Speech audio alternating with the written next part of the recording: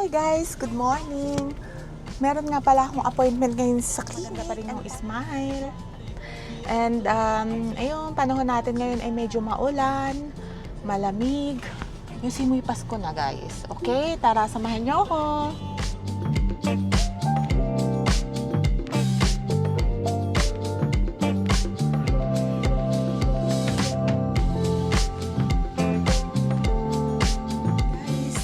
Guys, I'm back. Tapos na tayo sa pagpapaklining ng teeth.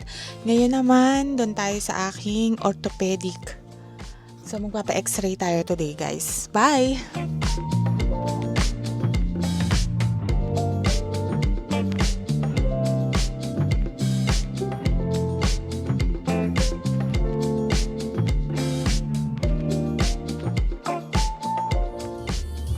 Ayun, guys. Tapos na tayong mag-lunch.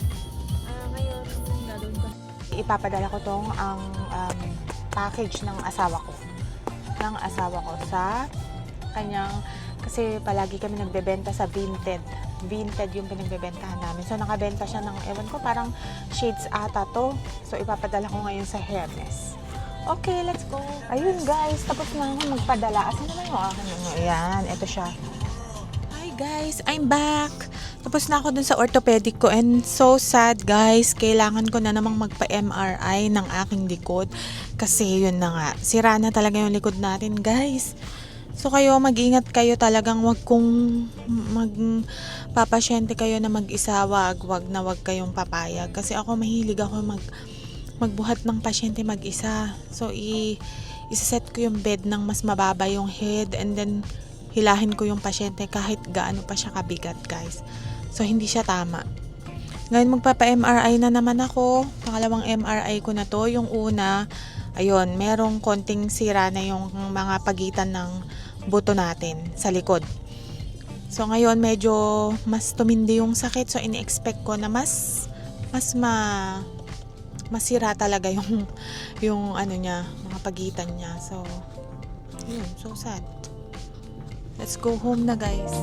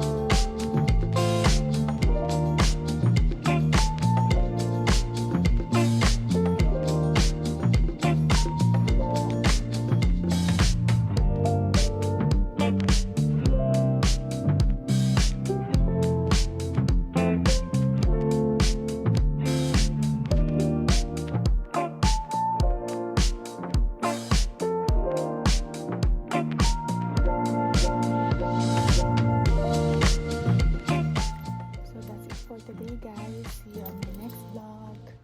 Ciao!